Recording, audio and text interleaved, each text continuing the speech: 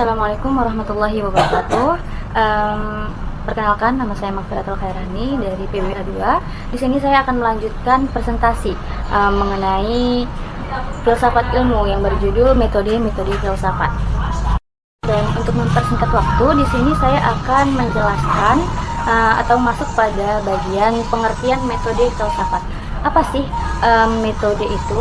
Nah, menurut bahasa, istilah metode ini berasal dari kata Yunani, yaitu metodos, yang memiliki sambungan kata depan, yaitu meta, yang memiliki 4 arti. Yang pertama itu menuju, kemudian melalui, mengikuti, dan sesudah.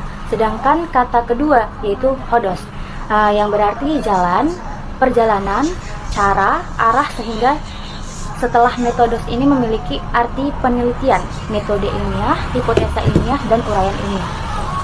Untuk secara terminologinya, filsafat ini berarti metode yang diartikan bahwa suatu upaya yang bersifat ilmiah dan cara kerja yang teratur serta sistematis yang digunakan untuk memahami suatu objek yang dipermasalahkan dan merupakan sasaran dari disiplin ilmu tertentu.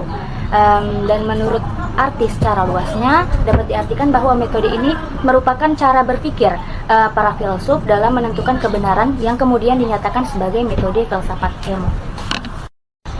Kemudian kita akan masuk pada metode-metode filsafat. Yang pertama itu ada metode filsafat kritis oleh Socrates dan Plato, di mana metode Socrates ini menggunakan metode dialog dan dialektika untuk mengungkapkan kebenaran universal atau secara keseluruhan. Nah, metode inilah yang dilakukan melalui percakapan antara guru dan siswa, di mana gurunya ini biasanya mengajukan pertanyaan-pertanyaan untuk mendorong siswanya ini berpikir kritis untuk mencari kebenarannya sendiri. Kemudian metode yang kedua itu ada metode filsafat Plato. Nah, metode inilah yang mengembangkan metode dialog yang digunakan oleh Socrates sendiri, tetapi metode ini lebih menekankan penulisan sebagai cara untuk menyampaikan pemikirannya. Kemudian masuk pada metode selanjutnya, yaitu metode filsafat skolastik oleh Thomas Aquinas. Thomas Aquinas sendiri menggunakan metode skolastik dalam pemikiran filsafatnya, yang merupakan metode pembelajaran yang menekankan pada penalaran dialektis. Dan pengertian dari skolastik ini sendiri merupakan tradisi filsafat dan teologi yang berkembang di Eropa pada abad pertengahan. Nah, metode inilah yang bertujuan untuk menyelaraskan iman Kristen dengan pemikiran filsafat klasik, terutama filsafat Aristoteles. Dan Thomas Aquinas ini dikenal sebagai salah satu tokoh paling berpengaruh dalam sejarah filsafat Kristen. Ia juga sering disebut dengan Bapak Skolastisisme atau Bapak Skolastik. Metode selanjutnya yaitu metode filsafat intuitif oleh Plotinus dan Henry Bergson.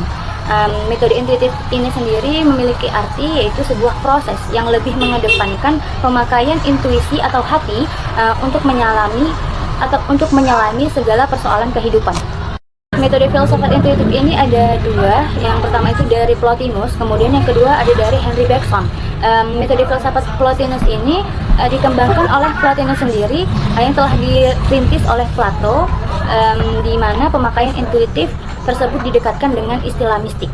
Kemudian yang kedua itu ada metode filsafat Henry Bergson, yang dikembangkan oleh Bergson sendiri, dikenal dengan Leyland Vital, yaitu dorongan hidup. Baik, masuk pada metode selanjutnya, yaitu metode filsafat skeptis oleh René Descartes. Metode filsafat skeptis ini sendiri berarti metode filsafat yang meragukan segala sesuatu ataupun merupakan asas berpikir yang menjadi tolak ukur dalam dunia filsafat. Menurut René Descartes sendiri, metode filsafat skeptis ini mengajarkan bahwa untuk memastikan sesuatu yang ada atau benar-benar ada itu bukan melalui dengan khayalan, melainkan segala sesuatu tersebut itu harus disangsikan terlebih dahulu.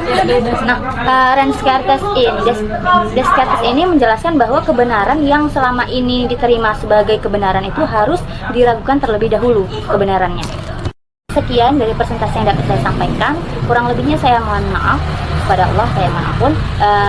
Terima kasih atas segala perhatian. Mohon maaf atas segala kekurangan. Wassalamualaikum warahmatullahi wabarakatuh.